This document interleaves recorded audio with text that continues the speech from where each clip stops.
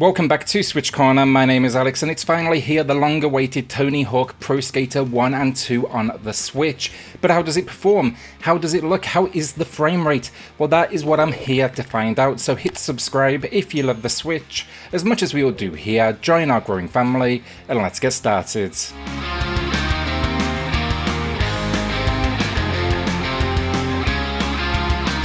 So this game right here, it is basically my childhood. I grew up on the originals back on the PS1. I most recently picked this game up on the PS4. I even paid for the upgrade for PS5. Now we find it making its way to the Switch, and this is really what I've been waiting for, Tony Hawk with the added portability. This review, we're going to be covering a general overview, but I'm more here to talk about performance, because I think that's going to be the big question we all have. So Tony Hawk 1 and 2 is, as the name suggests, a ground-up remake of the 90s, early 2000s classics. It brings together the 19 levels while also bringing along 13 of the original featured pros. A little disappointed myself with the omission of Bam Margera. He was kind of my go-to back in the day, but alongside the Birdman we're getting a solid selection including the likes of Lasek, Mullen, Musker, Reynolds and Rowley. This is where they've built on the game though, with a dash of diversity to its roster, with 8 new skaters including some much needed female entries as well, and just more modern highlights of the skate world. These basically are the next ones to potentially get their names on the box of a video game. Finally, you can also create a skater as well if that is your thing. This game could not be easier, honestly, in its controls. Super intuitive. It's just what the game makes you do with them that makes things tricky. You know, it's one of those easy to pick up, difficult to master kind of scenarios. The tricks, though, they really fall into one of 4 categories. So you've got grab tricks, flip tricks, grind tricks, and then also flatland tricks. Here is where, for some, it's gonna take a little getting used to. The buttons on the Joy-Con, they are extremely small.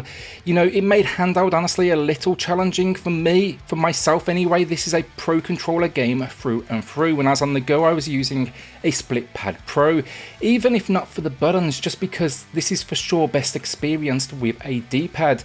Now Switch Lite users, I think it's going to just take a little bit of practice, but there's no question you can get there. Outside of that single player campaign then and free ones, we're also going to be getting the full selection of multiplayer modes. This is probably where I spent most of my time with friends back in the day in local mode. This includes those score challenges, combo challenges, trick attack, which is basically high score, highest combo, graffiti where you tag locations, tag, which is essentially catch the other skater, then finally horse. That was my go-to, and it's basically combo challenges that awards letters. It's the first to the word horse that wins. The beauty of this package though, it's not just local anymore, but we also have online play too, or at least we do for every mode except for horse for some reason. The game is fantastic though, it's simplistic in its design. Basically you jump into campaign mode, you see a challenge list pop up in front of you. That is an absolute pleasure to see again, and then all you really need to do is check off enough of these challenges that you then unlock that next arena, from the opening warehouse of Tony Hawk 1 to Downhill Jam, which always kicked my ass, to New York to Venice. The game's levels, they do need to be unlocked the old school way by beating them, but you can choose if you start with either the first game or the second game. The objectives though that unlock that next area, they're just great fun to work through. Some return with each level, like there's always a high score or fine skater around the world, but then others will be more specific to that location. You are going to have an absolute blast though chasing them and just racking up those scores upon scores. A great addition then for the first game is Creator Park. You can spend hours here building out that location of your dreams. For me, I'm not that creative honestly, but I'm looking forward to seeing what the community now has to offer. On that note though as well, also just note online it is not cross-play, so expect here to be playing with Switch owners only. The only other things worth knowing for additions, we now have a skate shop, so grab all sorts of customization.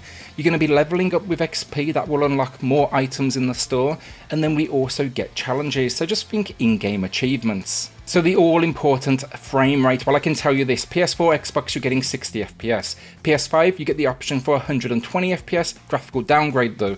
On the Switch we're getting a nice locked 30 FPS.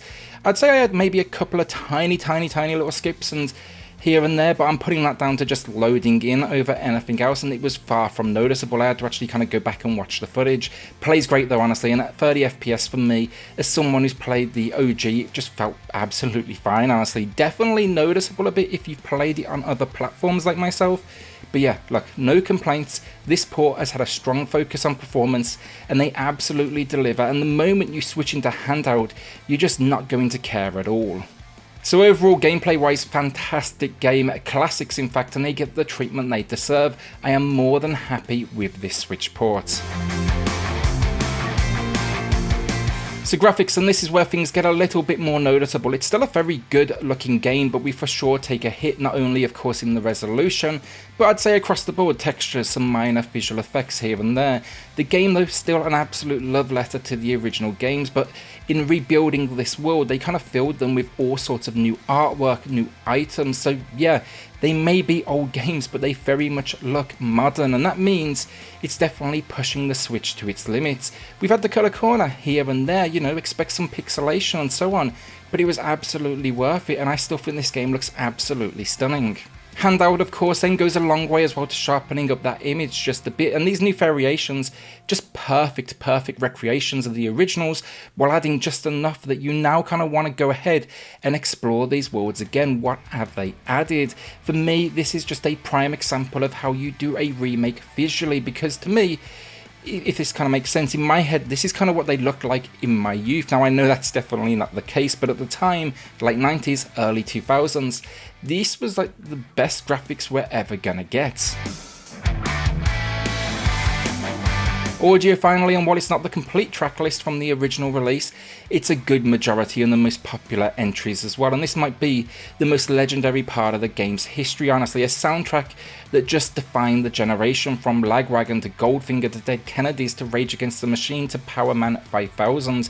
The soundtrack made people sit up and take note, and yeah, the first time I loaded the game up, I heard Superman again. Nostalgia just immediately washed over me, and yeah, I was absolutely sold. Incredible stuff, and now we even get some modern additions as well, which are decent enough if nowhere near the OGs. Complementing the music then, the usual crash effects, signs that we've kind of completed objectives, some minor environmental work like the crazy dude on the go-kart driving around the school. You come to Tony Hawk though, honestly, for the music, and in that sense it absolutely delivers. So the final verdict in Tony Hawk Pro Skater 1 and 2 on the Nintendo Switch is thankfully an incredible port. The gameplay, the content, the audio, it's all here, and it's everything that I had hoped for. Compromises have obviously been made, understandably. The frame rate dropped to 30, the graphics, they've taken a hit from resolution to detail, but outside of that, it looks, feels and plays like its counterparts, and this is the respect, as I've said, the series deserved. And I hope this now leads to more entries, because Tony Hawk's particular brand of, you know, arcade skate park action for me is maybe unmatched outside of Skate, which kind of lent into a more arcade simulation like style of gameplay that was also masterful in its time as well. But I think I'm more excited to see Tony Hawk back. An amazing 9 out of 10 from me. This is Tony Hawk done right, even with a lower frame rate and that graphical hit. The fact Tony Hawk is on the go now easily outweighs it, and honestly, again, I'm going to say, look, after Superman kicked in, I forgot all about the game's minor shortcomings and just absolutely dove in head first. Go buy it, you will absolutely have a blast. With that then, a shout out to the patrons of the channel who are just going above and beyond to support SwitchCorner. It helps more than you know, so thank you all so much. Now if you do want to check that out for yourself, I have linked it in the video description down below. Then hit subscribe if you love the Switch, as much as we all do here. Join our growing family, and I'll see you all on the next video. Thanks everyone.